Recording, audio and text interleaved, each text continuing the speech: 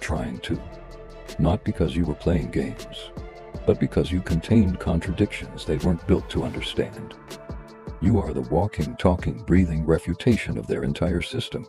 So they started whispering, started comparing notes in hallways, started pulling colleagues aside to ask, "Have you ever seen anything like this before?" And the answer was always the same. No. Never. Not once. Not in decades of research. Not in thousands of case studies. Not in any textbook or journal or database. You are the anomaly that keeps them up at night. The case they mention at conferences in hushed tones. The subject they're secretly writing papers about but too afraid to publish. Because how do you explain something that shouldn't exist? Here's what they found. When they looked at your genetics, your neurology, your psychology, your behavioral patterns, inconsistencies everywhere, markers that contradict each other, traits that aren't supposed to coexist, you show signs of extreme sensitivity and complete emotional detachment. You display patterns of deep trauma and unshakable resilience. You test as highly empathetic and borderline sociopathic. You're introverted but command rooms. You're quiet but your presence screams. You're damaged but you don't break.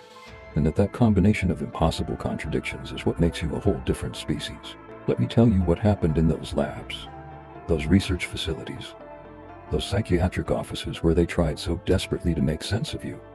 They pulled out every diagnostic manual, every personality framework, every categorization system humanity has ever invented. Myers-Briggs, Enneagram, Big Five, DSM classifications, IQ tests, EQ assessments, trauma scales, resilience measurements.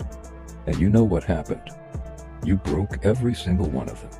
Not because you tried to, not because you were being difficult, but because you simply don't fit the parameters they use to build those systems. They'd find markers for one thing and then discover contradicting evidence for the opposite. They'd identify patterns that suggested vulnerability and then observe behaviors that indicated predatory precision. They'd note symptoms of shutdown and then witness explosions of creative genius. They'd document evidence of isolation and then see you casually bend entire groups to your unspoken will. You were the impossible patient, the unsolvable equation, the data set that crashed their models.